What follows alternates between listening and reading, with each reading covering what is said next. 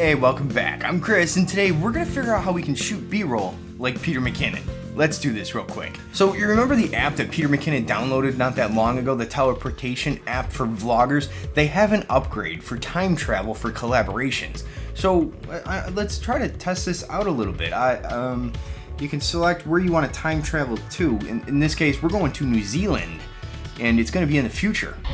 Hey Sarah, I was just wondering if you could help me out. I'm doing a video on how to shoot B-roll, but I realized I don't know how to shoot B-roll at all. And I loved your B-roll of your bike. Oh, yeah. And I was wondering if there's any way you could help me out, learn how to shoot better B-roll. Wait, how are you doing this? Did you get that new update with the time traveling app? Anyway, it doesn't matter. But yeah, sure, I could help you out. It worked out pretty cool. Technically, now we're back in the past. Like 16 hours in the past on the same day. This is gonna break the internet. This'll do it. This'll really do it.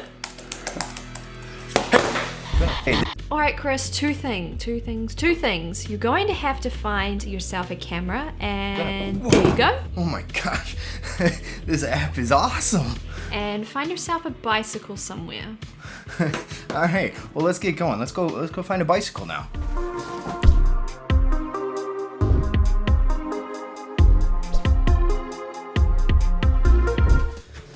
All right.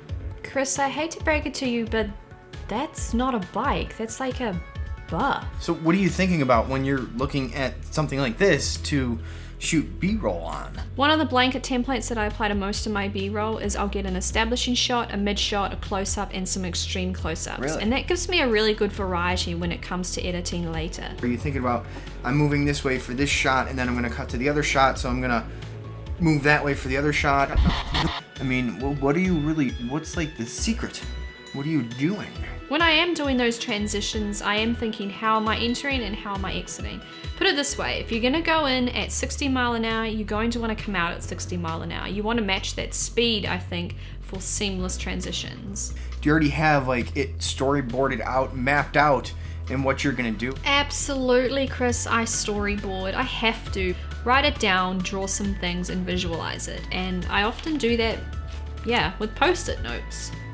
I'm also looking at textures, angles, lines, shooting through things. If there's moving parts to what it is you're shooting or moving objects, definitely grabbing some movement. Movement definitely adds a lot more dynamic to shots. Ultimately, I think it's important to shoot to edit because your audience can't jump in there and look for themselves. They can't look around that corner, they can't look up close to what it is you're shooting. You have to take them there. It's a journey, it's telling a story. What are you thinking about when you edit it? Do you already have music in mind? Are you editing to the beats of the music? Oh, music is so important, Chris. It really, really is. And it totally, like, you turn down the audio on someone's video and it loses a lot of its dynamic. It loses a lot of its emotion.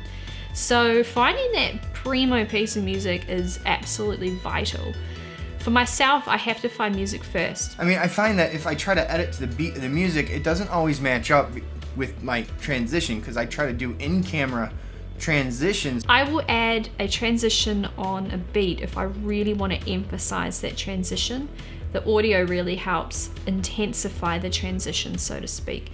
But I won't do it every time. I think it can get old quite quickly. I guess I could cheat and pan in, get my shot, and then cut it, and then on the next shot, do the whip pan, and it'll probably flow together, right? No.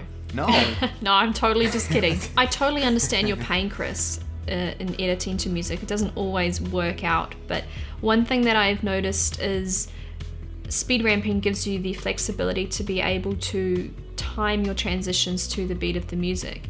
You can come in, match to the beat, and then leave at the same speed, and it can look really cool. I mean, like, what do you do for color grading? Color grading. Oh my gosh, have we got like 10,000 hours? I will admit, and I don't know if I want to admit this online, but I do cheat, and I do use Peter McKinnon's LUT pack. Alright, I said it, I use his LUTs. Chris, I've given you a lot of my secrets. Well, they're not really secrets, but anyway, let's go and see what kind of B-roll you've been able to shoot.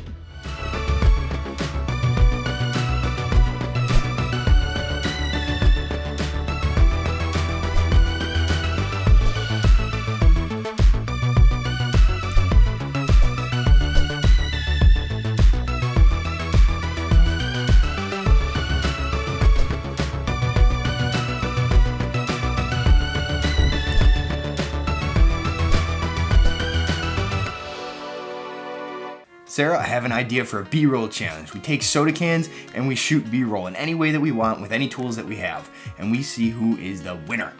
You in for it? Check out Twitter as well if you're interested in doing the B-roll challenge yourself. You could definitely, why not? Let's get this going. This is kind of fun. You figure a soda can everyone has access to. It's a fair challenge. You use however you want to shoot your B-roll, however you want to edit it. Get it done. Throw out hashtag soda can B-roll challenge. Alright, I think I've done a little bit too much rambling today, so I'll see you on the next one. Before I forget though, definitely go check out Sarah's channel, subscribe to her. There's a lot you can learn B-roll wise and editing wise. She's amazing at it. And if you're into that kind of thing, check out some of the other videos I have, and don't forget to subscribe yourself. You don't want to miss more of this stuff, because this was a lot of fun. Okay, I'll see you on the next one.